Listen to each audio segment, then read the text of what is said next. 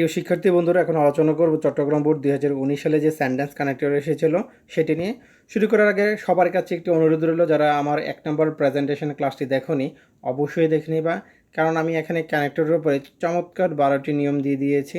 এগুলো যদি কেউ খাতায় লিখে মুখস্থ করে এই বোর্ড কোশ্চেনগুলো প্র্যাকটিস করতে বসো, আশা করি যে তোমাদের কোনো সমস্যা হবে না, অবশ্যই ভালোভাবে বুঝতে পারবা। তো চলো কথা না বাড়িয়ে মূল টপিকটি শুরু করি।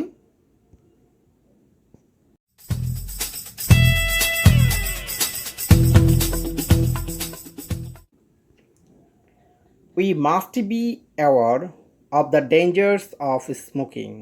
We must be aware. অবশ্যই আমাদের সতর্ক হতে হবে অথবা সতর্ক হওয়া উচিত।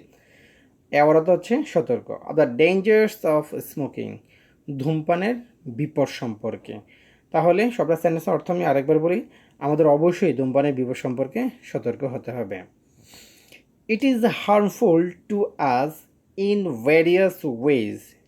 ইট ইজ হার্মফুল, এটা ক্ষতিকর, টু আস, আমাদের জন্য, ইন ভ্যারিয়াস ওয়েজ, অনেকভাবে বা বিভিন্নভাবে এটা আমাদের জন্য ক্ষতিকর। It causes various disease, dash blood pressure, heart attack, bronchitis, cancer, etc. তাহলে দেখো, ইট কজেস ভ্যারিয়াস ডিজিজ, এটার কারণে অনেক রোগ হয়ে থাকে। তাহলে যেমন বলতে পারি আমরা সাচেস অথবা লাইক বলতে পারি, মানে এখানে আমরা 9 নম্বর নিয়মের মধ্যে এটি দিয়েছি উদাহরণের জন্য, উদাহরণ প্রকাশ করতে। সাচেস লাইক ব্যবহার করা যায়, ফর এক্সাম্পল ব্যবহার করা যায়, ফর ইনস্ট্যান্স ব্যবহার করা যায়। তো আমি এখানে সাচেস দিয়ে পড়ি। সাচেস যেমন, মানে অনেকগুলো রোগের কারণ এটা, যেমন ব্লাড প্রেশার, উচ্চ রক্তচাপ, হার্ট অ্যাটাক, ব্রঙ্কাইটিস, কাশি, ক্যান্সার, ইটিসি ইত্যাদি। আশা করি যে বুঝতে পেরেছ। ড্যাশ ইট পলিউটস ইয়ার, এটা আবার কী করে থাকে, বাতাসকে দূষিত করে থাকে। মানে এখানে অতিরিক্ত আরেকটি তথ্য চলে আসছে, তোমরা ইচ্ছে করলে এখানে মোর ওভার অথবা বিসাইডস ব্যবহার করতে পারো। তো তোমরা এখানে বিসাইডস অর্থ হচ্ছে তাছাড়া, তুমি যদি বলো তাছাড়া, এটা বায়ুকে দূষিত করে।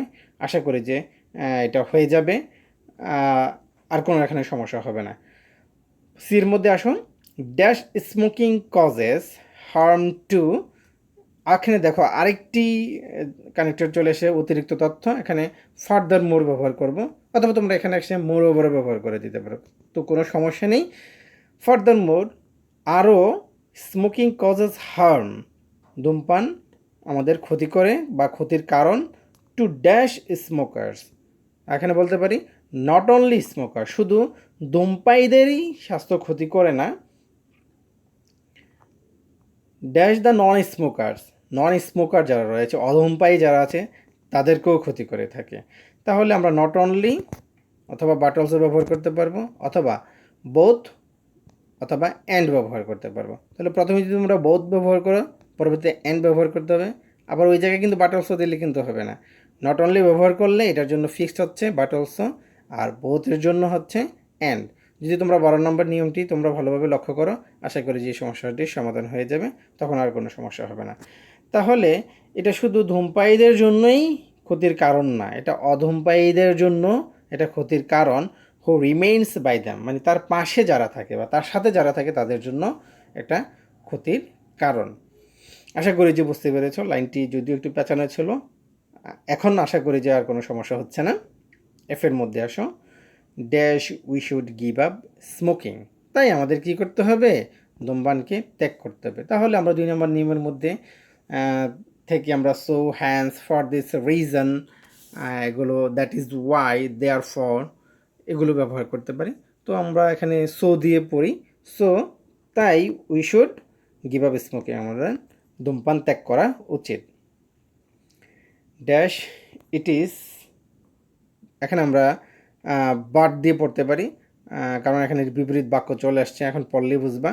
বাট কিন্তু, it is dash great an addiction to get rid of, it is, এখানে বলতে পারি আরেকটা এইচের মধ্যে সাচ অথবা টু, অর্থাৎ এখানে একটি এই অ্যাডজেক্টিভ অথবা টু অ্যাডভার্ব যে কোনো একটি দিয়ে আমরা এখানে এটাকে ফিল আপ করতে পারি।